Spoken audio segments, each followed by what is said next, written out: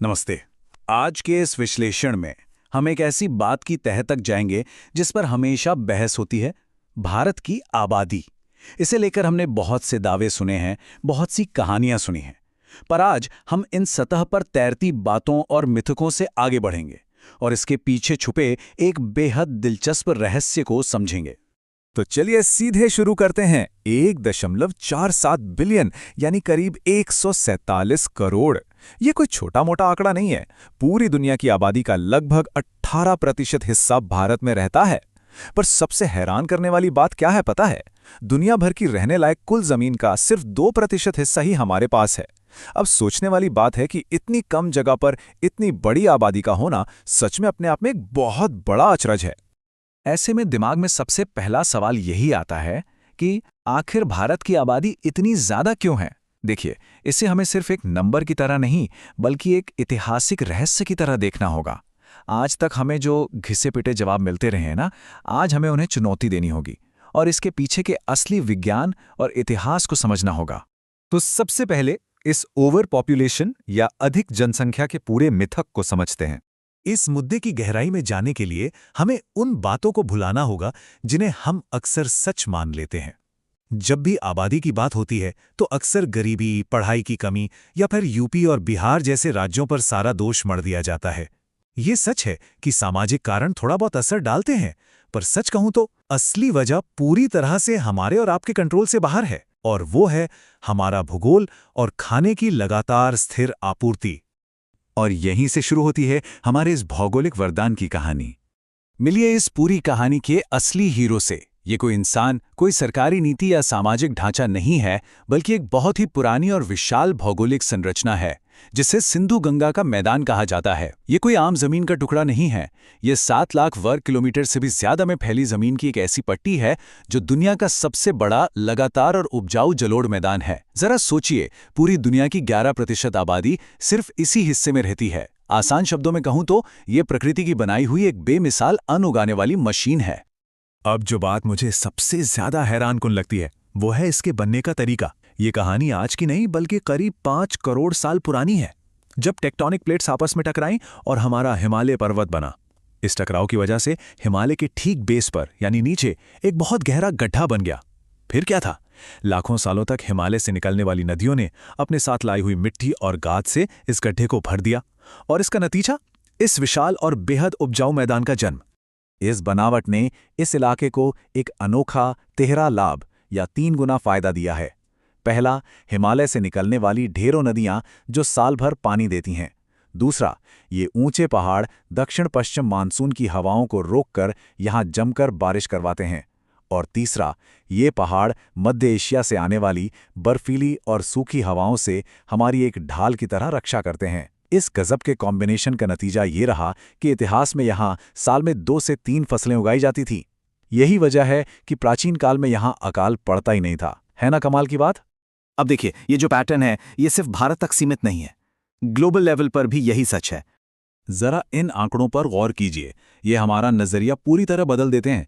हम सोचते हैं कि यूरोप के देश बड़े खुले खुले होंगे, पर नीदरलैंड और बेल्जियम जैसे अमीर देशों को देखिए, उनकी पॉपुलेशन डेंसिटी कितनी ज्यादा है। नीदरलैंड में उनके उपजाऊ नदी डेल्टाओं की वजह से हर वर्ग किलोमीटर में 521 लोग रहते हैं, जबकि भारत का औसत 484 है। और ये बात पूरी तरह साबित करती है कि जहां भी उपजाऊ नदियां और खेती के अनुकूल माहौल होगा, वहां घनी आबादी अपने आप बस जाएगी। अगर हम पुरानी सभ्यताओं से इसकी तुलना करें तो तस्वीर और साफ हो जाती है। मिस्र में नील नदी और चीन में पीली नदी के किनारे भी प्राचीन सभ्यताएं बसीं, पर उनकी एक लिमिट थी। वो मुख्य रूप से सिर्फ एक नदी पर निर्भर थे और वहां मानसून की कमी थी। इसके बिल्कुल उलट हमारे सिंधु गंगा के मैदान में कई नदियां भी हैं और ढेर सारी मानसूनी बारिश भी। पानी के स्रोतों के जबरदस्त मेल की वजह से ही भारत ने इतिहास में अन्य प्राचीन सभ्यताओं के मुकाबले कई ज्यादा आबादी को संभाला है। इसी मूल नियम को साबित करने वाला एक और मजेदार उदाहरण जापान का है। जापान के पास अपनी कुल जमीन का मुश्किल से 12.5% हिस्सा ही खेती के लायक है। फिर भी वहां 12 करोड़ से ज्यादा लोग रहते हैं। क्यों? क्योंकि उनके पास खाने का एक दूसरा बड़ा स्रोत था, समुद्री जीवन या सी फूड। तो सीधी सी बात है, जहां भोजन भरपूर और स्थिर होगा, वहां आबादी को सपोर्ट मिल ही जाएगा। खैर, यहाँ आकर एक बहुत बड़ा ऐतिहासिक सवाल या कह लीजिए एक विसंगति सामने आती है। अगर हमारा भूगोल इतना ही कमाल का है तो फिर हाल ही तक दुनिया की सबसे बड़ी आबादी होने का ताज चीन के पास क्यों था? अगर आप इतिहास के इन आंकड़ों पर गौर करें तो साफ दिखता है कि सन 1 ईस्वी, 1000 ईस्वी और 1700 ईस्वी में यानी हजारों सालों तक दुनिया की कुल आबादी में भारत का हिस्सा हमेशा चीन से ज्यादा ही रहा है। जी हां, इतिहास में भारत ही हमेशा से सबसे ज्यादा आबादी वाला क्षेत्र रहा है। तो फिर अचानक ये बदलाव कैसे आ गया? दरअसल 1770 और 1947 के बीच एक बहुत बड़ी रुकावट आई। इस दौरान ब्रिटिश शासन ने इस हजारों साल पुराने ट्रेंड को पूरी तरह बिगाड़ कर रख दिया। यही वो दौर था जिसने पिछली सदी के दौरान भारत की इस प्राकृतिक समृद्धि को कृत्रिम रूप से या कहिए जबरदस्ती दबा दिया।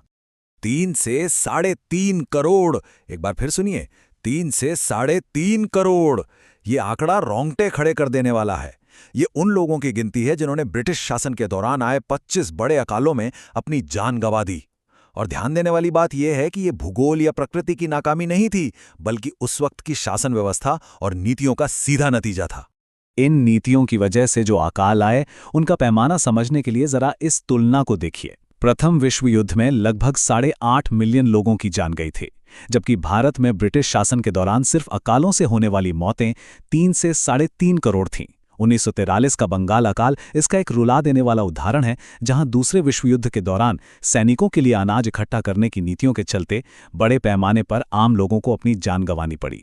खैर, आज़ादी के बाद हालात बदले, पर अब हमारे सामने जलवायु का एक बिल्कुल नया खतरा खड़ा है।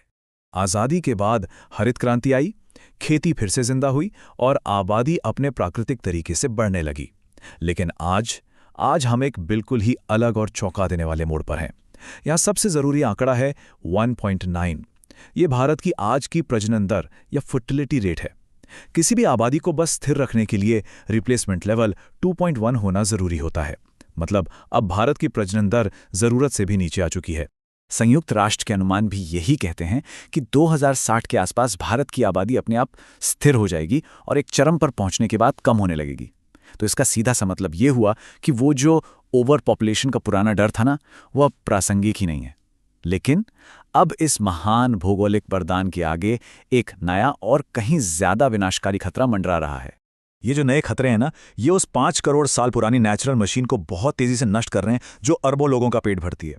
हिमालय के ग्लेशियर अब 65% ज्यादा तेजी से पिघल रहे हैं। बर्फ के तेजी से पिघलने से नदियों में अभी तो पानी बढ़ रहा है, पर उनका कुल जल भंडारण कम हो रहा है। मानसून के पैटर्न अनियमित हो गए हैं और जरूरत से ज्यादा पानी निकालने की वजह से जमीन के नीचे का भूजल स्तर खतरनाक रूप से गिर चुका है। हालात कितने संगीन हैं, जरा इस बात से समझिए। अगर अभी तुरंत और ठोस कदम नहीं उठाए गए तो ये सिंधु गंगा का मैदान, जो आज तक हमारे लिए एक वरदान था, वो अपनी ही इतनी बड़ी आबादी के लिए एक भयानक अभिशाप बन जाएगा। हमारी पूरी कृषि प्रणाली के ढह जाने का खतरा एकदम वास्तविक है। तो आज के इस विश्लेषण के आखिर में यही एक सबसे गंभीर सवाल बचता है। क्या हमारा ये 5 करोड़ साल पुराना भौगोलिक वरदान इस तेजी से बढ़ते आधुनिक जलवायु परिवर्तन का सामना कर पाएगा? दुनिया के सबसे घनी आबादी वाले इलाके पर अब वक्त की एक घड़ी टिक टिक कर रही है। रहस्य से पर्दा तो उठ चुका है, पर हमारा भविष्य सिर्फ इस बात पर निर्भर करता है कि हम इस खतरे को लेकर आज कितने जागरूक हैं। जानकारी से भरे इस सफर में हमारे साथ जुड़ने के लिए बहुत बहुत शुक्रिया।